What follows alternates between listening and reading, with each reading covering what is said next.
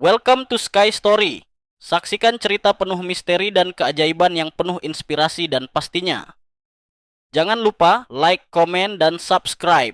Selamat menikmati perjalanan di Sky Story. Judul KM99. Namanya Rio, sopir truk logistik yang sudah 12 tahun melintasi jalur tol Trans Jawa. Ia bukan orang yang mudah takut. Tapi malam itu, tepat di kilometer 99, ia bersumpah tidak akan pernah lagi lewat jalan itu saat tengah malam.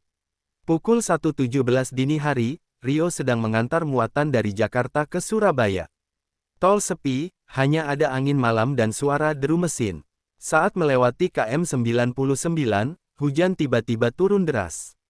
Wipernya bergerak cepat, tapi pandangan tetap kabur. Di tengah kabut dan hujan, Rio melihat sosok wanita berdiri di pinggir jalan, berdiri kaku dengan gaun putih yang sudah compang camping, wajahnya tertunduk, rambut panjang menutupi seluruh mukanya. Ia mengerem mendadak, tapi saat matanya kembali menatap jalan, wanita itu sudah tidak ada. Pasti halusinasi, pikirnya. Tapi suhu kabin mendadak dingin, dan dari kaca spion, ia melihat sesuatu. Wanita itu duduk di bak belakang truknya. Panik, Rio memacu truknya. Tapi setiap kali ia menoleh ke spion, sosok itu masih di sana, makin dekat, seakan perlahan-lahan merayap ke depan. Ia menginjak rem dan keluar dari truk, berharap itu hanya mimpi buruk. Sunyi, hujan sudah reda, tapi di bawah cahaya lampu jalan yang redup, ia melihat sesuatu yang membuat darahnya membeku. Di tanah basah tepat di samping bannya, tertulis dengan lumpur. Jangan lewat sini jam 1.17. Rio menatap jam tangannya, tepat pukul 1.17. Ia berlari masuk ke truk dan tancap gas, tanpa berani menoleh lagi. Sejak malam itu, Rio tak pernah lagi lewat KM 99 saat malam. Ia selalu berhenti sebelum itu, dan menunggu sampai fajar. Konon, di KM 99 ada kecelakaan tragis bertahun-tahun lalu. Seorang wanita ditabrak truk dan jasadnya tak pernah ditemukan utuh.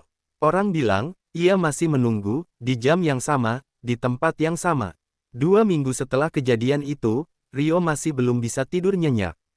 Tiap malam ia bermimpi berada di KM 99, melihat wanita itu menatapnya dari balik kaca spion, kali ini dengan mata penuh darah. Ia mencoba mengabaikannya, tapi rasa bersalah dan rasa takut membentuk benang kusut di pikirannya. Akhirnya, Rio memutuskan mencari tahu apa sebenarnya yang terjadi di KM 99. Ia memulai dengan bertanya ke sesama sopir di warung pinggir tol. Awalnya mereka enggan bicara, tapi seorang sopir tua, Pak Tarto, membawanya duduk dan berbicara pelan. Lebih besar dari, kamu juga lihat dia, ya. Wanita berbaju putih, rambut panjang, diem aja. Rio mengangguk. Lebih besar dari, namanya Sari.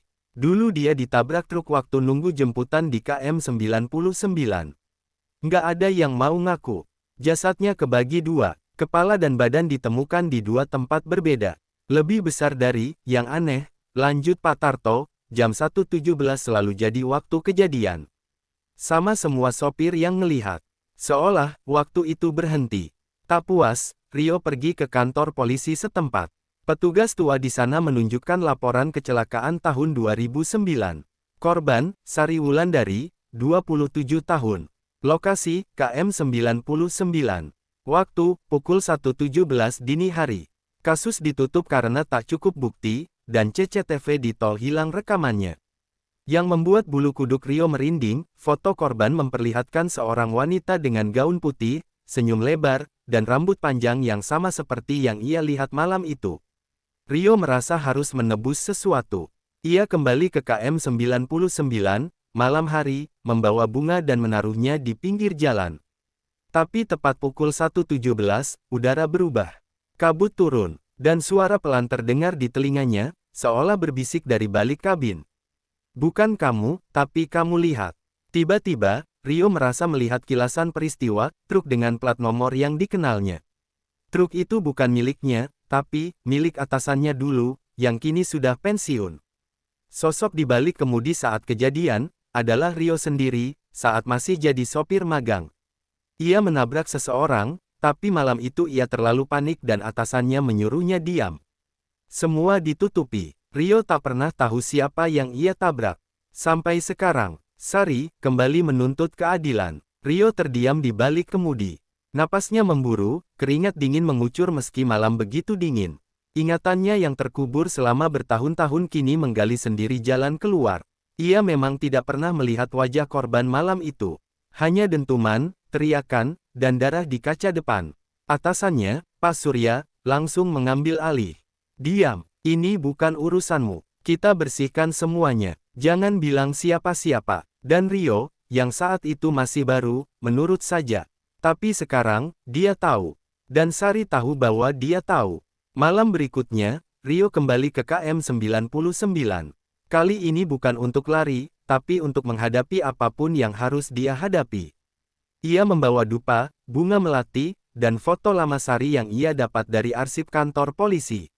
Pukul 1.17, kabut turun lagi. Dari bayangan pohon dan tiang lampu jalan, sosok itu muncul.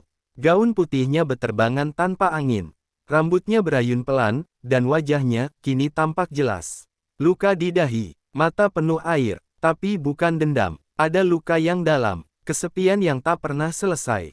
Rio berlutut, lebih besar dari, maaf, aku tidak tahu. Tapi sekarang aku ingat, dan aku akan bicara. Aku akan serahkan Pak Surya. Kamu pantas dapat keadilan. Angin berhenti, jalanan sunyi seperti kosong dari waktu.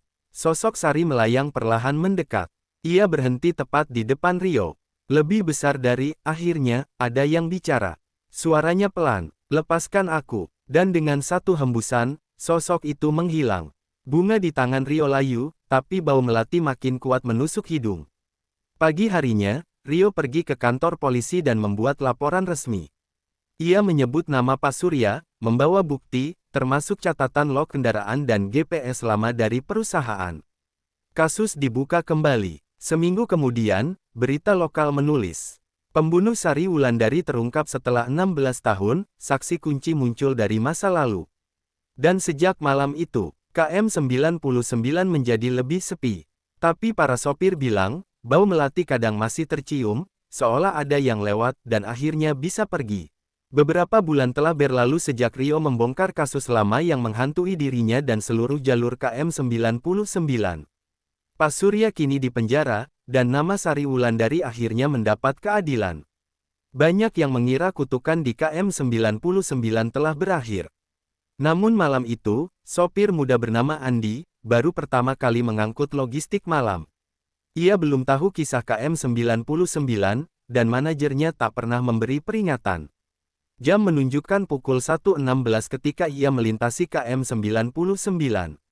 Radio truk tiba-tiba mengeluarkan suara aneh, seperti siaran patah-patah dari frekuensi lama. Terdengar samar lagu lawas tahun 2000-an. Lampu jalanan mulai berkedip. Andi menoleh keluar, dan matanya menangkap sesuatu. Seseorang berdiri di tengah jalan. Tapi bukan wanita, seorang anak kecil. Bajunya basah, wajahnya kosong, dan ia mengangkat tangan seakan menghentikan truk. Andi menginjak rem keras-keras, keluar dari truk, dan berlari ke arah sosok itu. Tapi anak itu menghilang. Hanya ada bekas jejak kecil di atas aspal basah. Di sisi jalan, tertancap papan kecil berdebu.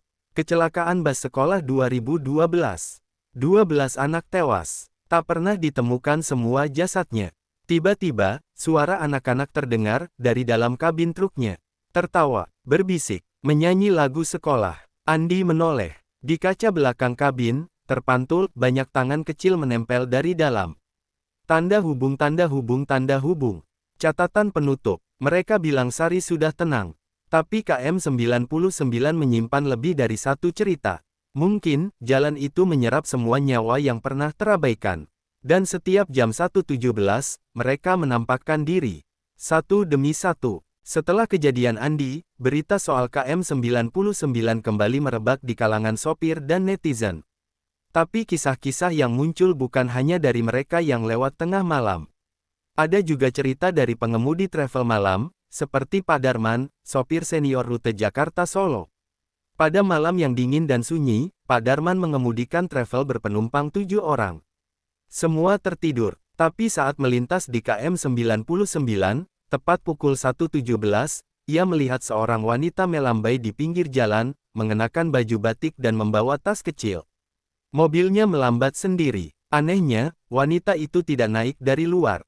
Tiba-tiba saja, dia sudah duduk di kursi paling belakang, di antara penumpang yang tertidur. Pak Darman melihat lewat spion, wanita itu menunduk, wajahnya tak terlihat. Ia tak curiga, mungkin salah satu penumpang naik diam-diam saat ia berhenti di rest area. Namun beberapa menit kemudian, penumpang di kursi tengah, seorang ibu muda, berteriak kaget. "Pak, ada yang duduk di belakang saya, padahal tadi kosong."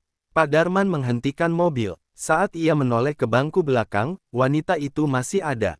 Kini wajahnya terlihat, matanya kosong, hitam sepenuhnya, dan dari sudut bibirnya mengalir darah perlahan. Ia tersenyum, dan berbisik. "Saya juga mau pulang." Semua penumpang panik. Lampu kabin mendadak mati. Ketika dinyalakan lagi, bangku belakang kosong. Tapi, tas kecil si wanita masih tertinggal. Pak Darman menyerahkannya ke kantor polisi. Di dalamnya ada KTP, lusuh dan basah, atas nama, Rini Handayani, 31 tahun. Alamat, Solo. Petugas polisi pucat. Ia berkata pelan. "Lebih besar dari, Pak, itu korban kecelakaan travel. Tahun 2016. Travel masuk jurang di KM 99. Hanya ditemukan 6 jenazah dari 7. Yang satu, hilang. Namanya Rini." Sejak malam itu, Pak Darman tak lagi mengizinkan penumpang duduk sendirian di bangku paling belakang. Karena katanya, masih ada yang suka ikut. Diam-diam, KM 99 kini bukan sekadar titik di peta tol Trans Jawa. Ia telah menjadi legenda, bukan karena pemandangan, bukan karena keindahan, tapi karena nyawa-nyawa yang tertinggal dan tak pernah benar-benar pergi. Sebagian bilang itu hanya cerita untuk menakuti sopir baru. Tapi bagi mereka yang pernah melewati jalan itu di jam yang salah, mereka tahu. Mereka melihat, mereka mendengar. Rio kini bekerja sebagai relawan keselamatan lalu lintas, berusaha menjaga agar tidak ada lagi kisah tragis di jalan itu. Tapi sesekali, saat malam terlalu sunyi dan jam mendekati pukul 1.17, ia masih mencium bau melati samar, atau suara langkah pelan di atas aspal. KM 99 akan tetap ada. Diam, menunggu, mendengarkan, karena beberapa arwah tak pernah benar-benar menemukan jalan pulang. Tamat. Tanda hubung tanda hubung tanda hubung. Terima kasih sudah ikut menyusuri kisah ini.